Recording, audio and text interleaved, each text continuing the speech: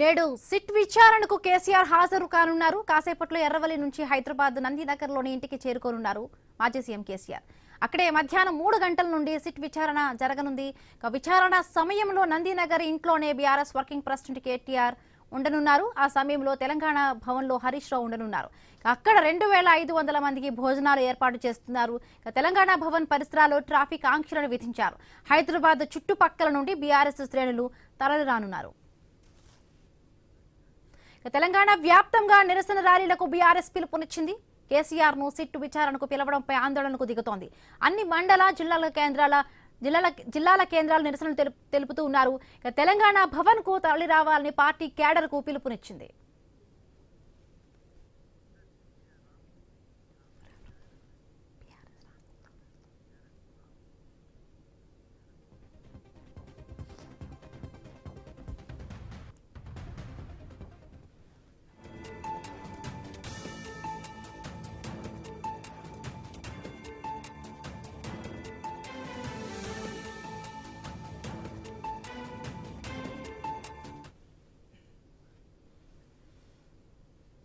ఇక మరి కాసేపట్లో కేసీఆర్ ను విచారించడానికి సిట్ ముందుకు హాజరు కాబోతున్నారు. కేసీఆర్ ఎర్రవల్లి నుంచి హైదరాబాద్ నందినగర్లోని ఇంటికి చేరుకోనున్నారు.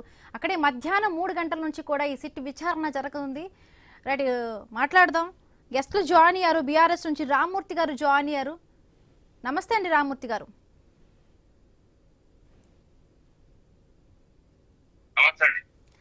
రైట్, ఎట్లా చూస్తున్నారు? కేసీఆర్ ను ఈ రోజు విచారించబోతున్నారు. నందినగర్ లో ఆయన నివాసంలోనే కూడా సిట్ 3 గంటలకు ఈ రోజు విచారించబోతుంది. ప్రభుత్వం వచ్చినప్పటి నుంచి వాస్తవంగా కాంగ్రెస్ ప్రభుత్వము కుట్రపూరితంగా వివరిస్తున్నా అన్నది రాష్ట్ర ప్రజలు నిశ్చితంగా పరిశీలిస్తున్నారు. ఎందుకంటే నన్ను జైల్లో పెట్టిల్లు, నిన్ను జైల్లో పెట్టాలన్న ఉద్దేశంతోనే అయితే జరుగుతున్నట్టుగా ఈ వ్యవహారాలు కనబడుతున్నాయి.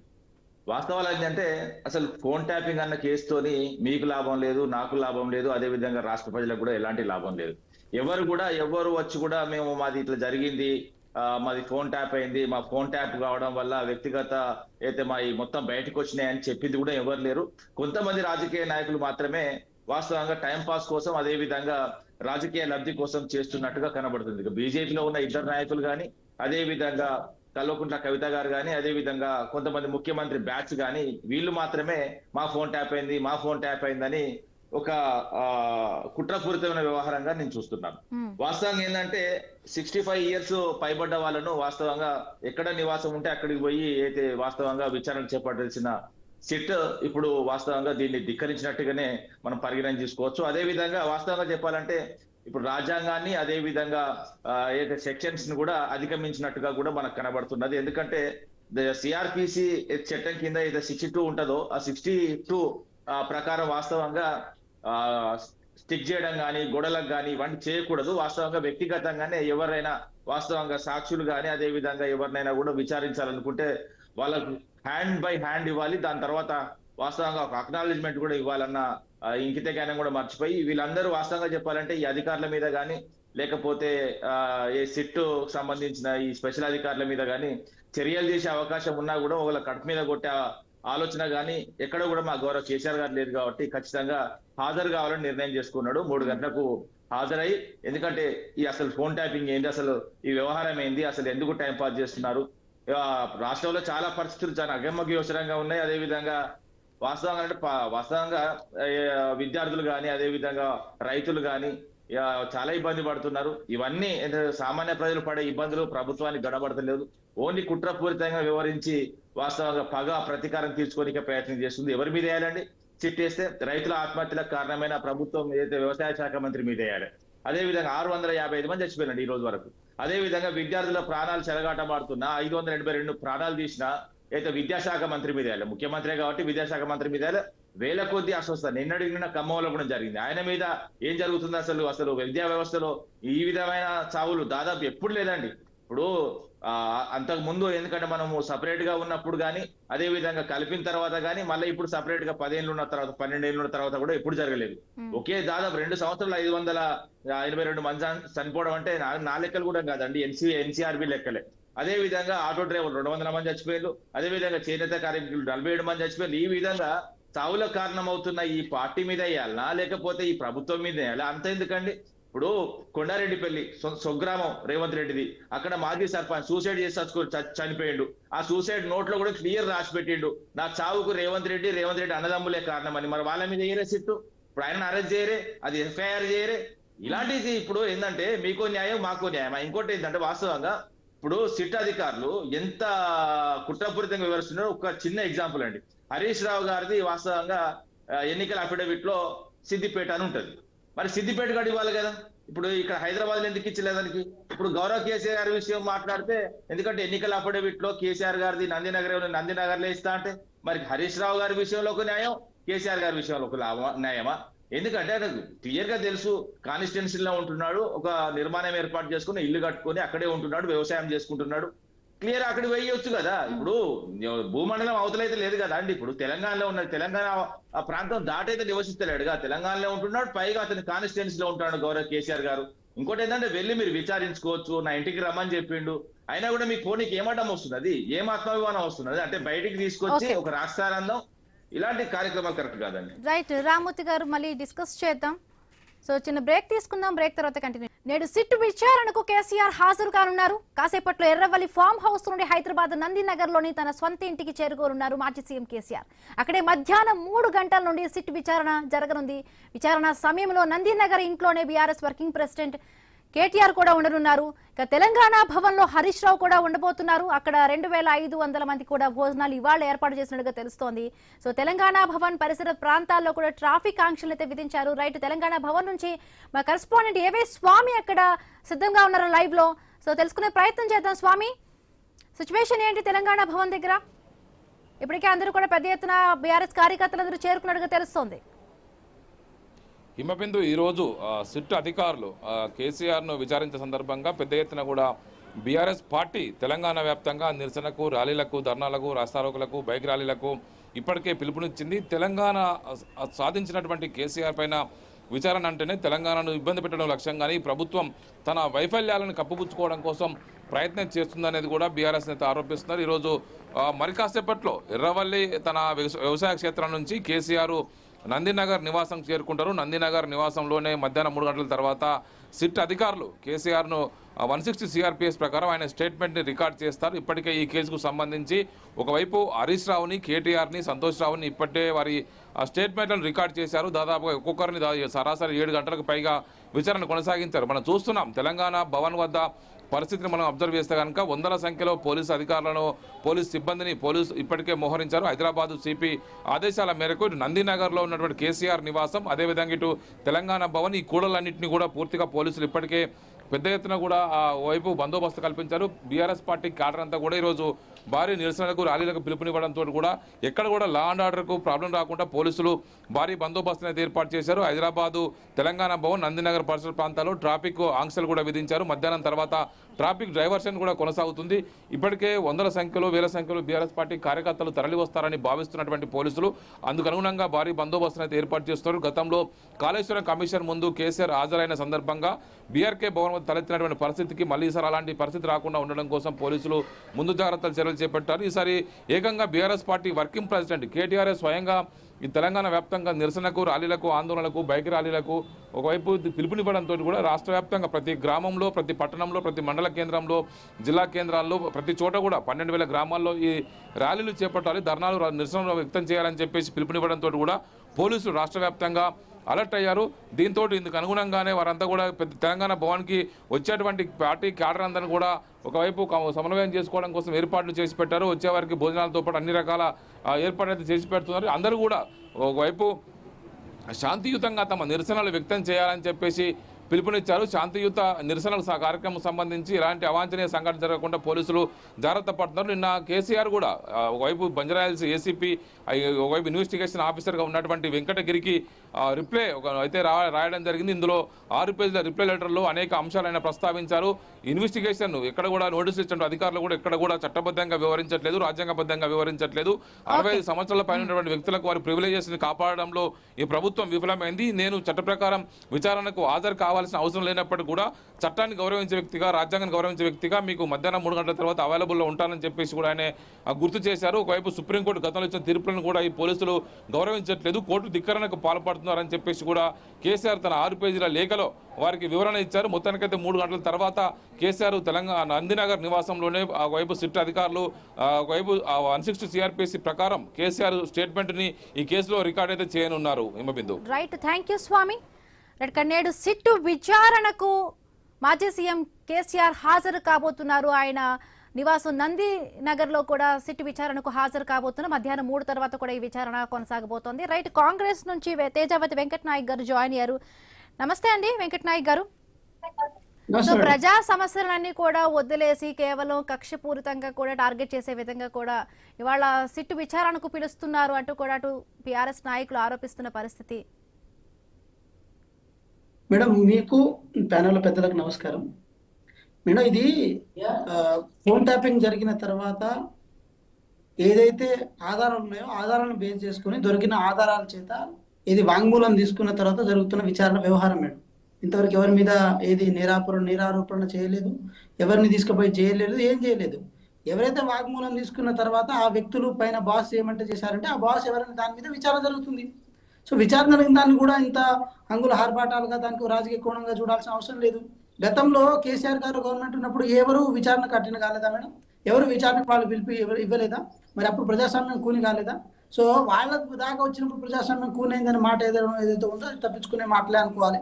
తెలంగాణ రాష్ట్ర సమాజం కానీ తెలంగాణ సాధించి తెచ్చుకున్న తర్వాత ఏదైతే ఏమంటారు మన విచారణ లిస్టులో ఇప్పుడు వాళ్ళు ఫోన్ ట్యాపింగ్ లిస్టులో ఏది తీవ్రవాదులను కానీ లేకపోతే ఏది అసాంఘిక శక్తులను కానీ దాంట్లో లిస్టులో చేర్చాల్సిన వాళ్ళని మనకు ఎవరైతే సినిమా ఫీల్డ్లో ఉన్న వాళ్ళు కానీ లేకపోతే మన రియల్ ఎస్టేట్ ఫీల్డ్లో ఉన్న వాళ్ళు కానీ లేకపోతే మిగతా ఫీల్డ్లో ఉన్న వాళ్ళు కానీ కేవలం పార్టీ ఫండ్ తీసుకోవడం కోసం మాత్రమే వాళ్ళ యొక్క లిస్టులో చేర్చి వాళ్ళ యొక్క లావాదేవీలను తెలుసుకొని వసూలు చేశారన్న ఆరోపణ అయితే ఉండే. ఇక్కడ విషయం ఒకటే చెప్తున్నా మేడం, ఇన్ కేసు ఈరోజు బీఆర్ఎస్ పార్టీ సంబంధించిన పెద్ద నాయకులు ఎవరైతే ఉన్నారో మా ప్రమేయం లేకుండా జరిగింది అనుకున్నప్పుడు కూడా ఇన్ కేసు వాళ్ళ ప్రమేయంగా ఎట్లా జరుగుతుంది మేడం? వాళ్ళ ప్రమేయం లేకుండా జరగడం అంటే వాళ్ళ ఏది ప్రభుత్వంలో వాళ్ళు ఉండి కూడా వాళ్ళ అజమాయిషి లేకుండా ఉండేనా? ఈరోజు ప్రభాకర్ రావు గారు కానీ లేకపోతే రాధాకిషన్ రావు గారు కానీ తిరుపతన్న కానీ భుజంగరావు గారు కానీ ప్రభాకర్ రావు కానీ వీళ్ళు ఎవరైతే ఉన్నారో వీళ్ళంతా కలిసి గూడుపుటాన్ని చేసి తెలంగాణ రాష్ట్రంలో ఉన్న ఏది రియల్ ఎస్టేట్ వ్యాపారుల దగ్గర వీళ్ళ దగ్గర ఏది డబ్బులు డిపాజిట్ చేసిన సందర్భాలు ఉన్నాయని చెప్పి విచారణ తేలిందని చెప్పి సీట్ అధికారులు చెప్తున్నారు. సో ఇక్కడ నేనేమంటున్నా అంటే మేడం, మీరు ప్రధానంగా అర్థం చేసుకోండి, ఏది జరిగినా కూడా మంచి జరిగితే మా ఖాతాలో వేసుకుంటాం, చెడు జరిగితే మాకు సంబంధం లేదని అనుకోవడం ఒక తప్పు అయితే ఇంకో మాట కూడా చెప్పే ప్రయత్నం చేస్తున్నాం. ఈరోజు మేము ఎటువంటి ఏంటంటే రాంగ్ ఎలిగేషన్ చేయడానికి కాంగ్రెస్ పార్టీ కానీ ప్రభుత్వం కానీ సిద్ధంగా లేదు. మేము అన్ని ఎవిడెన్షియల్ సంబంధించిన వ్యవహారాలను మేము వాళ్ళ మీద ఎలిగేట్ చేయము. ఏదైనా సరే రాజ్యాంగబద్ధంగా రాజ్యాంగ సంస్థల బద్ధంగా ఏదైనా ఒక విచారణ సంస్థను ఏర్పాటు చేసి ఆ సంస్థ ద్వారా మాత్రమే విచారణ చేపడతాం. ఎస్, మాకు కూడా గౌరవం ఉంది. గతంలో వారు ముఖ్యమంత్రిగా చేశారు. ఆ గౌరవాన్ని ఎక్కడ వారిని పోగొట్టే ప్రయత్నం మేము చేస్తలేము, వారి గౌరవాన్ని ఎక్కడ భంగం కలిగే ప్రయత్నం మేము చేస్తలేము. విచారణ జరుగుతున్న వ్యవహారంలో కనుక కోఆపరేట్ చేస్తే ఆటోమేటిక్గా జరుగుతుంది. నేను ఇంకో విషయం కూడా చెప్తాను. కవిత గారు బయటకు వచ్చి చెప్తున్నారు, ఏది నా సొంత ఫోన్ ఏది కుటుంబంలో మనిషి ఫోన్ ట్యాప్ చేసిందని చెప్పి కవిత గారు చెప్తున్నారు. సొంత బావ ఫోన్ ట్యాప్ చేసిందని చెప్పి కవిత గారు ఆరోపణ చేస్తున్నారు. ఎవరైతే ఆర్ఎస్ ప్రవీణ్ కుమార్ గారు ఈరోజు ఒక ఐపీఎస్ అడిషనల్ డీజీగా ఉన్న ఆర్ఎస్ ప్రవీణ్ కుమార్ గారు గతంలో బీఎస్పీ పార్టీకి ఉన్నప్పుడు నా ఫోన్ ట్యాప్ చేసిరు, నన్ను ట్రాప్ చేసిరు అని చెప్పి వారు ఏది బహిరంగ వేదికల్లో మాట్లాడిన సందర్భాలు ఉండే. వాటన్నింటినీ కూడా మనం ఏది సుమోటోగా కూడా తీసుకునే ప్రయత్నం చేయొచ్చు. ఈరోజు వారు పార్టీ మారినంత మాత్రాన ఏది తప్పు కాస్త ఒప్పు అయిపోయి ఒప్పు కాస్త తప్పు అయిపోతుందా మేడం? సో రాజకీయంగా ఎన్ని విమర్శలైనా చేయొచ్చు కాక, కానీ ఒక అంశం మీద ఫోన్ ట్యాపింగ్ అనేది ఎస్ రాజ్యాంగబద్ధంగా చేయాల్సిన ప్రక్రియని దాన్ని పక్కదారి పట్టించడాన్ని వాడుకున్నారు కాబట్టి ఈరోజు విచారణకు ఎదుర్కొంటున్నారు. ఈరోజు నాగోల్ బ్రిడ్జ్ కింద దొరికిన ఆధారాలు, వికారాబాద్ అడుగులో దొరికిన కొన్ని ఆధారాలు అవన్నీ పట్టుకుంటే 170 ఫోన్ వరకు ఏది నెంబర్ల వరకు దొరికినాయి. వాళ్ళందరూ విచారణకు హాజరయ్యారు. దాంట్లో బీఆర్ఎస్ పార్టీ సంబంధించిన నాయకులు కూడా ఉన్నారు, బీజేపీ పార్టీ సంబంధించిన నాయకులు ఉన్నారు, అందరూ పార్టీలకు అతీతంగా ఉన్నారు. దాన్ని ముక్త ఖండంతో ఖండించాల్సిన అవసరం ఉంది. ఎవరు చేశారంటే గతంలో కేసీఆర్ గారు అంటే ఏదైతే ఇష్యూకి సంబంధించి కూడా మాట్లాడారు. డైలీ కూడా ఒక ఇంటెలిజెన్స్ రిపోర్ట్ అనేది కూడా వస్తుంది. లా అండ్ ఆర్డర్ సంబంధించి కూడా డైలీ కూడా అధికారులు ఒకటి ఇన్ఫర్మేషన్ అనేది సీఎం ఉన్న వ్యక్తికి కూడా అందజేస్తారు. ఇది డెఫినెట్ గా కూడా చేయాల్సిన అవసరం లేదు, వాళ్లే మనకి ఇస్తారు. ఇంటెలిజెన్స్ రిపోర్ట్ ప్రకారం కూడా ఏం జరుగుతుంది, రాష్ట్రంలో శాంతి భద్రతలు ఏ విధంగా ఉన్నాయని తెలుసుకునే దానికి. సో దీన్ని ఏ విధంగా చేయడం ఎంతవరకు కరెక్ట్ అంటే కూడా ఆయన గతంలో ఆయన మాట్లాడిన మాటలు కూడా ఈ మధ్య మనం చూసాం, మీడియాలో వచ్చాయి. మేడం ఒకటి నేనేమంటున్నా అంటే మేడం, ఇప్పుడు చిన్న ఎగ్జాంపుల్ చెప్తాను మీకు. మేము ఉస్మాన్ యూనివర్సిటీలో 2019 నుంచి ఉన్న ప్రక్రియలో 2023 వరకు కొంతవరకు యూనివర్సిటీ వేదికగా కొట్లాను. మాలాంటి విద్యార్థి నాయకుల యొక్క ఫోన్ ట్యాపింగ్ జరిగినా లేకపోతే మా యొక్క నిఘాని తెలుసుకొని ఇంటెలిజెన్స్ ద్వారా ముఖ్యమంత్రి గారికో లేకపోతే ఇంటెలిజెన్స్ డీజీకో చెప్పినా పెద్ద ప్రాబ్లం ఉండదు మేడం. ఎందుకంటే రాజకీయంగా అవన్నీ శాంతి భద్రతలు భాగంగా చేసినా అనుకోవచ్చు. కానీ ఎవరైతే ఏది ప్రభుత్వానికి వ్యతిరేకించకుండానే, ప్రభుత్వం వ్యవహారాలు సంబంధం లేకుండానే, పార్టీ వ్యవహారాల సంబంధం లేకుండానే వాళ్ళ ఫోన్లో ట్యాప్ అయ్యాయని చెప్పి బయటకు వచ్చి ఆరోపణలు చేసిన సందర్భాలు ఉంటాయి కదా మేడం. ఇప్పుడు సంధ్యా శ్రీధర్రావు గారు అనే వ్యక్తి ఉన్నారట. సో వారు కూడా బయటకు వచ్చి ఎలిగేషన్ చేసిన సందర్భాలు ఉంటాయి. వాళ్ళ పంచాయతీలో దూరని చెప్పి ప్రభాకర్ రావు గారి మీద ప్రాపర్ ఎలిగేషన్ ఉండే. సో ఇవన్నీ వ్యవహారాలు ఒక తీగలాగితే డొంక కదన్నట్టు ఒక్కొక్కటి వస్తున్నది కదా. సో ఇక్కడ ఒకటే మాట, కేసీఆర్ గారు ఎస్ మాకు ఆధారాలు తీసుకొచ్చారు, వారి ఆధారాలు ఎక్కడి నుంచి తీసుకొచ్చారని చెప్పి దాన్ని దాటివేస్తే ధోరణి కాకుండా ఇన్కేస్ వారు కూడా జస్ట్ దీంట్లో ఇది ఉంది అది ఉందని చెప్పి వాళ్ళు కూడా ఆ రోజు కనుక రెగ్యులేట్ చేస్తుంటే ఇంత పరిణామాలు జరిగేవి కాదు కదా. అంటే ఈ సంస్కృతి ఎక్కడి నుంచి ఉంది మేడం? ఇది లేని సంస్కృతి కదా. ఎట్లా తీసుకురాగలిగారు? ఇది తప్పు కదా ఇది. ఇప్పుడు ఎందుకంటే ప్రతి ఒక్కరికి కుటుంబాలు ఉంటాయి, వాళ్ళ పర్సనల్ వ్యవహారాలు ఉంటాయి. వాళ్ళ పర్సనల్ వ్యవహారాలతో దూరాల్సిన అవసరం ఏముంది? ఓకే రామూర్తి గారు. ఎస్, నేనేమంటున్నా అంటే వెంకట్ గారు మాట్లాడిన ప్రతి మాటకి నేను సమాధానం చెప్తాను. ఆధారాలు ఉన్నాయని వెంకట్ చెప్తున్నారు, ఆధార్ లేవని సిట్ అధికారులు చెప్తున్నారు. అసలు ఇంకోటి ఏంటంటే ఇవన్నీ పేపర్లో వచ్చేటి చూసి మాట్లాడితే కాదు మిత్రమా. ఇంకోటి ఏంటంటే వాంగ్మూలాలు ఇచ్చిల్లని, ఆ వాంగ్మూలాలు కూడా రాజకీయ కోణంతోనే ఉన్నాయి. వాస్తవంగా ఎక్కడ కూడా వాటికి సంబంధించిన ఆధారాలు లేవని చెప్పడం జరిగింది. అది కూడా సిట్ అధికారులే. అదే విధంగా నేరాలు చేసిన వ్యక్తులే ఖచ్చితంగా చేస్తారు. అది కవితక్క కానీ లేకపోతే రేవంత్ రెడ్డి కానీ. రేవంత్ రెడ్డి మీద 89 కేసులనే ఖచ్చితంగా స్టేట్ కి సంబంధించిన పోలీసులు అప్పుడు చేసే ఉంటారు. అదే విధంగా కవితక్క మీద ఈడీ ఉన్నది కాబట్టి ఈడీ కూడా వాస్తవంగా చెప్పాలంటే ఆథరైజ్డ్ ఫర్ ద ఏదైతే ఫోన్ ట్యాపింగ్ ఖచ్చితంగా చేసే ఉంటారు.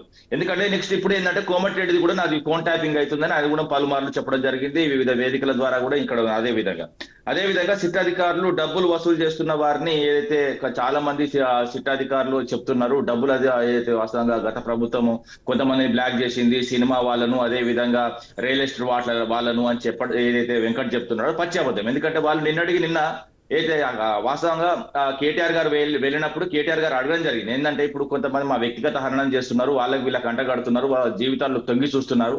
ఎందుకంటే వాళ్ళు ఏదైతే ఇంట్లో కూర్చొని వాళ్ళ ప్రొఫెషనల్ లైఫ్ వాళ్ళు కూడా గడుపుకుంటున్నారు. వాళ్ళ పేర్లు తీసి కాంగ్రెస్ పార్టీ అదే విధంగా బీజేపీ పార్టీలో కొంతమంది చేస్తున్నారు అని చెప్తే ఎలాంటి ఆధార్ లేవు, అలాంటివి మాత్రం మాట్లాడద్దు అని సిటీ అధికారులు చెప్పినా కూడా చెంప మీద చెడల్మని కొట్టినా కూడా వీళ్ళకి అర్థం అవట్లేదు. తాపకోసారి హీరోయిన్లు అంటే వీళ్ళ చెల్లెలు వీళ్ళ అక్కలు ఉంటే ఆ విధంగా మాట్లాడరండి. ఎందుకంటే ఎవ్వరు కూడా బయటకు వచ్చి మాకు ఫోన్ ట్యాపింగ్ అయిందని చెప్పలేదు. ముఖ్యంగా హీరోయిన్లు కానీ లేకపోతే ఇతర సంబంధించిన అదే విధంగా కవితక్కది అదే విధంగా రేవంత్ రెడ్డి చెప్పినా వాళ్ళు ఎందుకంటే కేసులలో ఇన్వాల్వ్ ఉన్నారు కాబట్టి ఖచ్చితంగా వాళ్ళు చేసే ఉంటారు. అది వాళ్ళు పోలీసులో రక్షణ విభాగంలో భాగంగా చేసే ఉంటారు. అదే విధంగా వికారాబాద్ అడవులలో కొన్ని దొరికినాయని ఈయన వెంకట జోషన్ చెప్తున్నాడు.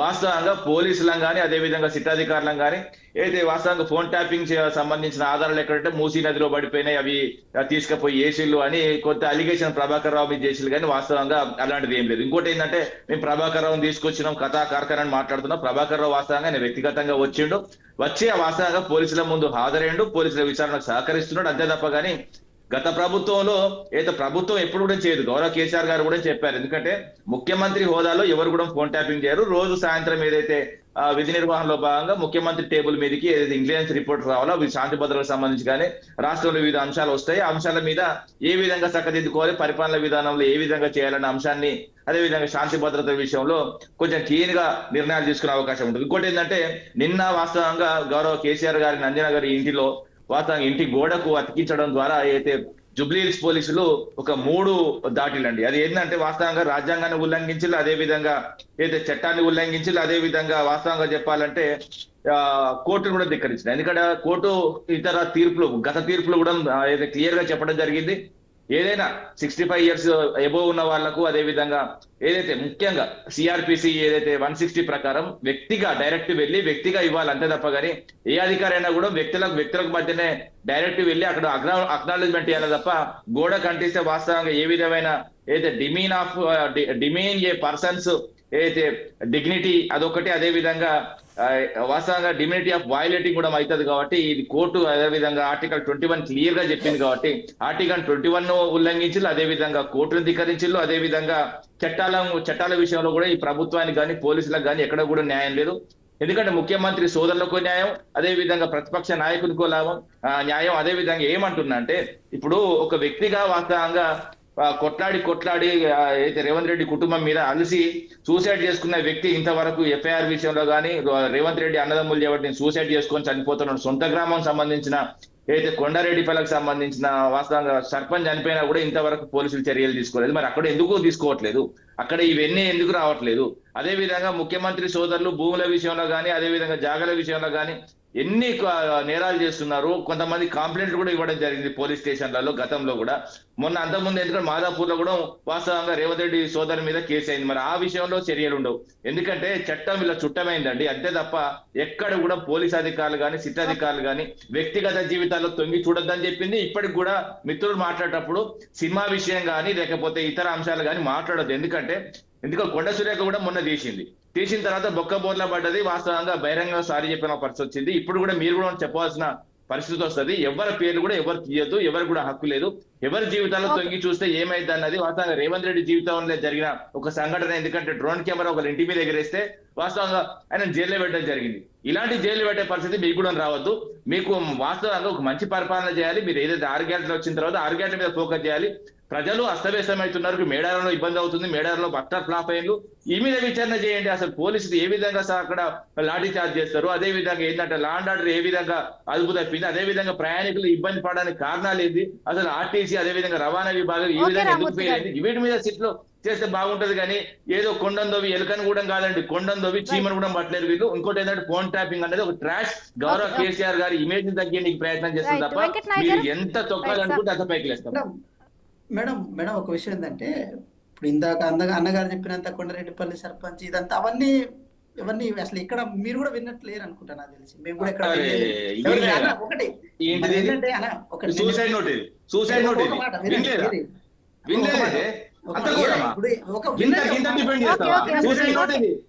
వినిపిస్తా. కొండారెడ్డిపల్లి సర్పంచ్ సాయి రెడ్డి ఒక నిమిషం ఆగండి. గ్రామం మరణ వాంగ్మూల చదువుతాను వినిగా. గ్రామం కొండారెడ్డిపల్లి గంగూరు జిల్లా నాగర్ కర్నూలు. నేను పాలకుట్ల సాయిరెడ్డి రంగారెడ్డి ఎక్స్ సర్పంచ్. గ్రామంలో సొంత ఇల్లు సుమారు 40 సంవత్సరాల నుంచి నేను కింద వాహనం నిర్మించుకొని నివాసం ఉంటున్నా. నన్ను రేవంత్ రెడ్డి వేధించిల్లు. ఈ వేధింపుల కారణంగా నేను సూసైడ్ చేసి చనిపోతున్నా. కాబట్టి ముఖ్యమంత్రి అదేవిధంగా ముఖ్యమంత్రి